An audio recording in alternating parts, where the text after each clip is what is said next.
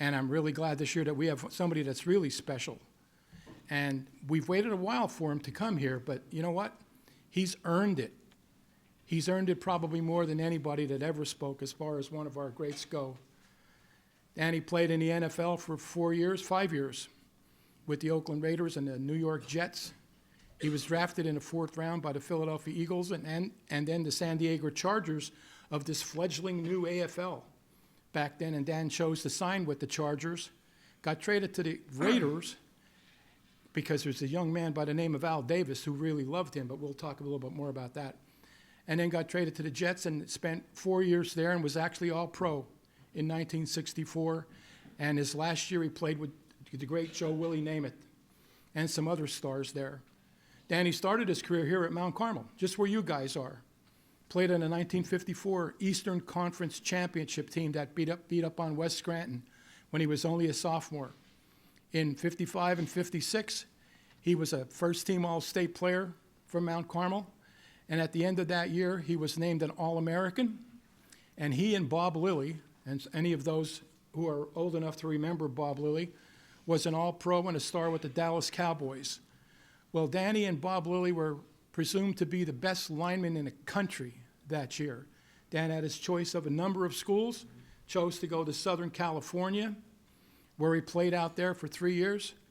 And 12 of his teammates are playing in the NFL. And I don't know if that includes him or not. I don't know if that meant 12 including him or 12 in addition to him. But anyway, even as a sophomore, Dan also qualified for the Olympic trials and just missed making the Olympic team in the discus. He had thrown those implements in high school. He won the state championship in the discus and also placed 4th in the shot. So Danny, I'm really happy to be able to introduce you today as a speaker for the 99th Rotary Football Banquet. And I want all of you to help me in giving him a great Red Tornado welcome to Dan Vika.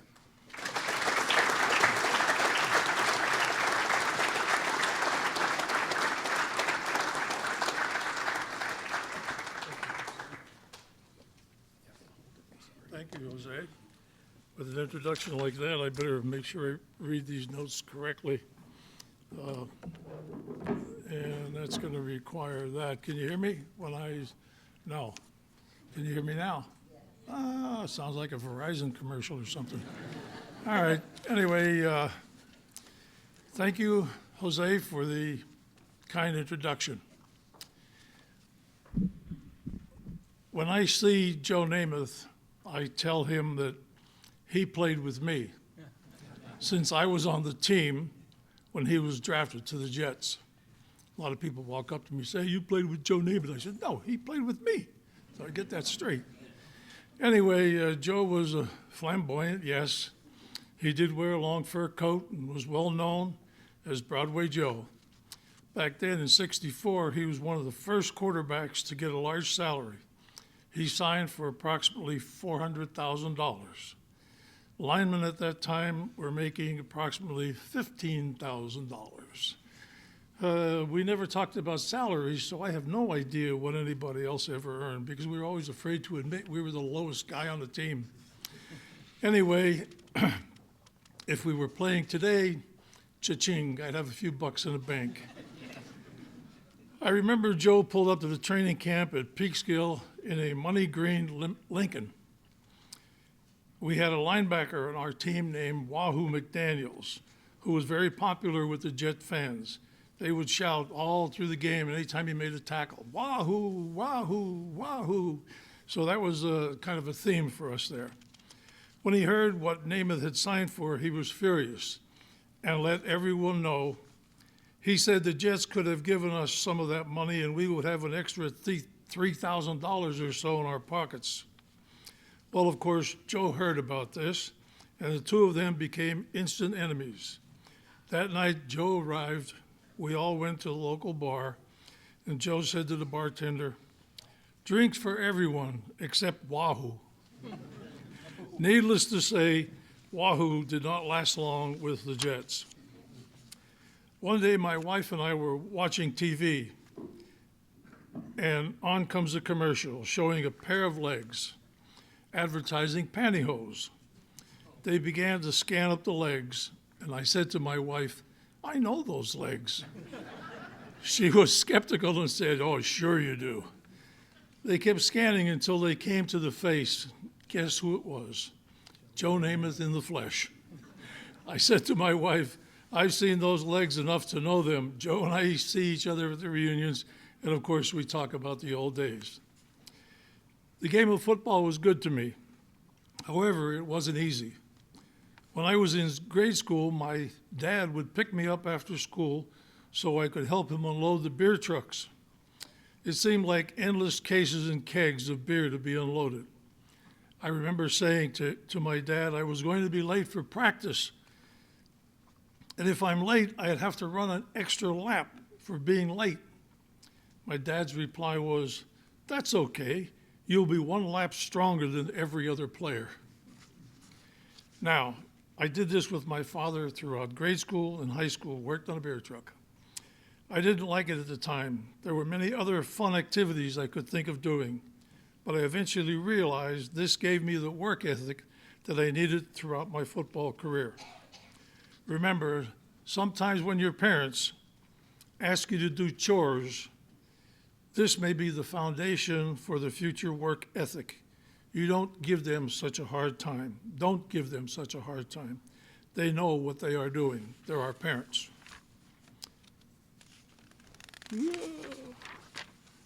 Almost skipped the page.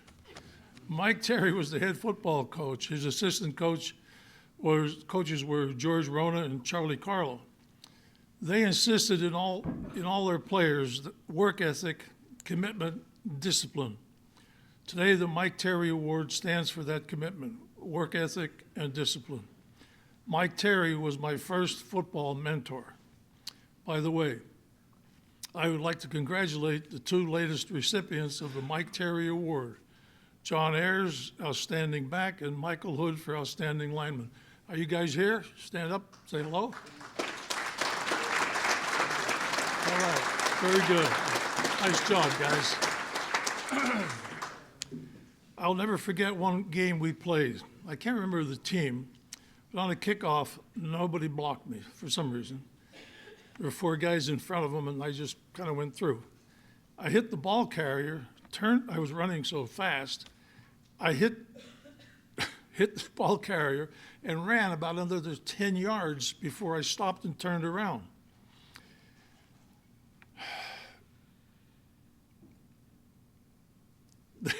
There was the ball carrier on the ground with a broken jaw. I don't know what I hit him with, my head or my shoulder or whatever, but he had a broken jaw. Coach suggested that I go visit him. So we met at a local restaurant. He was sipping through a straw. That's how we got his food for many weeks. I ran into him a few years later, and he was no longer sipping through the straw. We talked a little bit, and that was it. While in high school, I was recruited by more than 60 schools. I was considered one of the top 2 high school football recruits in the nation, along with Bob Lilly, who eventually became an All-Pro with the Dallas Cowboys. One recruiter stands out, Al Davis, who, as many of you know, became the owner of the Oakland Raiders. Al started recruiting me as a sophomore to the Citadel, where he coached, and then as a junior at Syracuse, and then finally in my senior year, he was at USC. I remember my recruiting visit to USC. Al took me to the LA Coliseum, and he stood on the 50-yard line and said, "Dan, 80,000 fans will be cheering you in this stadium." With that, I decided to go to USC. Plus, we also talked about other USC benefits. Prior to this, my dad and I spent a week in Canada on an island owned by an Ohio State alum. We fished off a boat, cooked what we caught. Bill Pachakowski from Cole Township was also there. My dad always wanted me to go to Ohio State, but when I told him about USC, he said, "It's your decision. I stand behind you 100%. Off I went to USC. One of my special achievements was an award for the most playing time as a sophomore in the history of USC. I was also awarded the distinction of All-American 2 years, my junior and senior years. While I attended USC, Al Davis made a commitment to look out for me. He made sure I went to class, stayed out of trouble, kept up my classwork, so I guess he kept his promise. Al then went on to the San Diego Chargers. By the way, there are advantages of going to school near Hollywood. I was lucky enough when I was at USC to acquire an Actors Guild card. This meant I could pick up some odd acting jobs. In those days, you were paid $25 a day just to show up. And believe me, that's about all we did was show up. Just in case there would be a scene like this, boom, I'd be out there in the audience and they'd pan over it and nobody would know the difference. A USC alumni had something to do with the casting and knew I was going back to school and would not be able to earn any more money. He walked up to me one day and said, Dan, he says, I got a stunt job for you worth $1,000. I said, $1,000? That was like unbelievable money in my day. Once you were featured, you were no longer in any future shows. So I got a job on the Untouchables, playing some small parts as a gangster. My big moment came when they told me I would be a feature in a scene. I would be hiding behind a drape, and Elliot Ness would come out with his G-men, and they would shoot me. I was supposed to grab the drape, pull it down with me, and as I went down to the floor, then they would pan in on me and get a shot of my face. I was so excited, I called home. Everyone back home would get a chance to see me in action. The big moment came. In comes Elliot Ness and his guys. They shoot me. I grab the drape. Lo and behold, as I drop to the floor, the drape comes with me, lands right across my face. As they pan my body, that's a, television thing, pan you. Anyway, as they pan my body, all you saw was my size 14 shoes sticking out of the drape. There went my big moment, and I mean my big moment. No seconds, no second takes for the extras. That was the scene. Whatever came up, came up. Later, I was also mentioned in the then famous Walter Winchell column. If you don't know who Walter Winchell is, look him up on the internet. Or ask your grandfather, maybe? I don't know. Anyway, he was a columnist from the New York Times. And he mentioned me for doing a publicity stunt with a famous movie star. Winchell wrote, "Does Connie say yes too easily?" Nice try, Mr. Winchell. I can't say her last name because my wife wants me to forget it. Anyway, I mention all these coaches and my father because you need mentors in your life. You need people who believe in you, people to look out for you, people to challenge you. You realize, hopefully sooner than later, those individuals helped shape your life, to make you who you are, and they deserve your respect and gratitude. I am thankful to have had these people in my life. In 1960, there were two drafts, the NFL and the AFL. I was drafted 4th pick by the National Football League champion Philadelphia Eagles and 29th pick by the San Diego Chargers of the American Football League. Al Davis, who was at San Diego at the time, thought I wanted to go back east, so they drafted me later. The Eagles also thought I wanted to go back east, so they drafted me higher. In those days, there was fierce competition between the two leagues. After talking to both teams, I ended up going to the Chargers camp. And on the 3rd day I called my father. Excuse me. I told him I didn't have enough credits to graduate. His response was, "Did you go to California to play football or get an education?"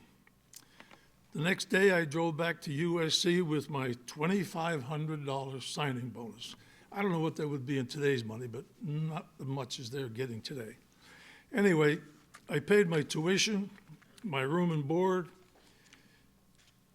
paid my dues for the cost of the education, and I got my degree. Al chased me for that bonus money, but he never got it back. Again, it's nice to have people in your life who believe in you and give you sound advice. The year I didn't play football, I realized that it was like what it was like to be an ordinary student. I went to the football games, away, home and away, partied a little, woke up each morning without feeling like I was hit by a Mack truck. During the time I was finishing my degree, I was traded from the San Diego Chargers to the Oakland Raiders. Back in the 60s, able-bodied men had to serve Uncle Sam. I returned home from my first year with the Raiders and hesitated, and finally decided to join the Army Reserves. Boot camp at Fort Knox, and then off to Fort Belvoir, Virginia. After completing my daily Army chores, I would run laps around the football field. One day, Captain something or other, I can't remember his name, called me over and we talked. He asked if I was going to join the Belvoir team.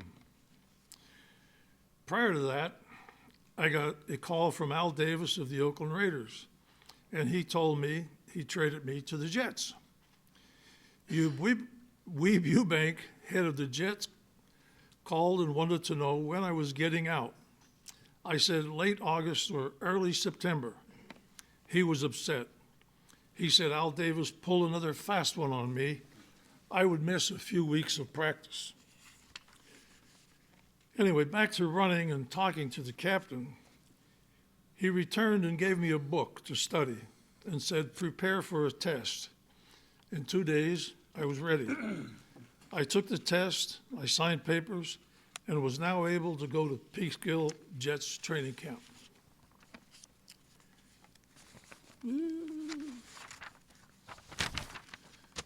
One game, the New York Jets played against the San Diego Chargers, and they had a player named Ernie Ladd. He was 6'6", 305 pounds. In those days, he was considered a giant. I was 6'1", 250 pounds. So late in the third quarter, we were losing, no chance of winning. Ladd begins to tee off on me with a forearm to the head every play. I didn't know if I was in the game or out of the game. I had no choice but to hold him and pull him down. He gets up cursing up a storm. You will pay for that. I knew what was coming. Another strong forearm to my head. So when I'm in the huddle, I said, Mathis, who was our back, I said, don't run a pass pattern. Ladd is mad. Pause. He says, Ladd knocked me on my back. Mathis picked him up.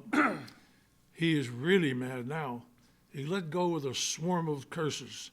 Just then I was pulled out of the game. Line coach Chuck Knox gets me on the phone on the sideline. He says, what did you do to Ladd? He was pissed. I held him. It was either him or Joe Namath. So he laughed and he said, well, you had a good game up to that point, but you can sit the rest of the game out. I was fortunate in my football career to have some great coaches. They kept me in line, always looked out for improvement, development, and progress. As I mentioned, high school, there was Mike Terry, my football coach, who unfortunately passed away at an early age. In track, there was Jerry Breslin. He was a friend of mine, always giving me advice until the day he died, which was when he was in his 90s. He was a super special guy with an approach of humility, gentleness, and integrity. In college, my coach was Don Clark and John McKay. McKay was an assistant my junior year and became head coach my senior year. We played our first game, and at our first practice, coach lines up the offense and the defense, and he was going to use me as an example. He said, Ficca, if this guy blocked him, and this guy blocked him, and this guy blocked him, who would you block? Well, I looked at him and I said, if I knew that he blocked him, and he blocked him, and he blocked him, I'd know who to block. Well, coach blew the whistle and went to another drill.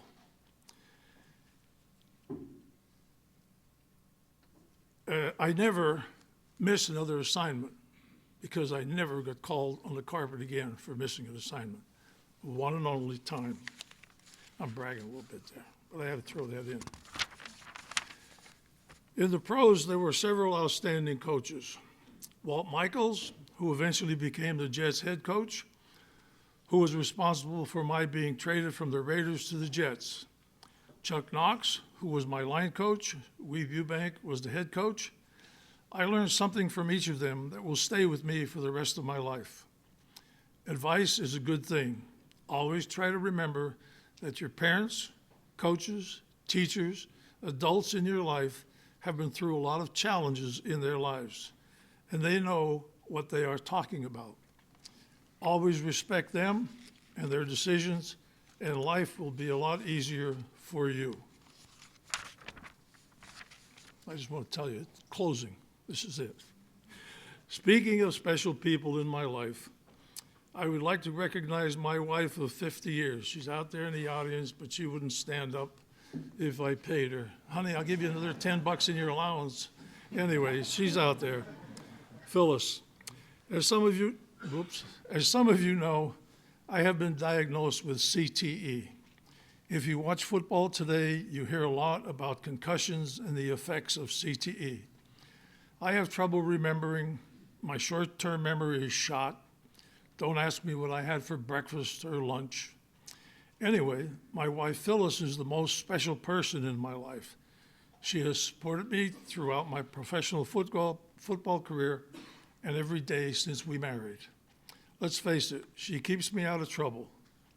Now with her support, I am able to enjoy my family, my grandchildren, and I am able to continue telling stories about my day of football playing. When I returned to Mount Carmel with my wife, she was known as Dan Ficca's wife. As she will tell you, she didn't have a name. After 30 years of her working at Holy Spirit School, I have become Mrs. Ficca's husband. It has been an honor for me to be here and speak with you. I'm always, and always will be, a Trojan, a tornado. Thank you very much for paying attention. I hope I didn't bore anybody.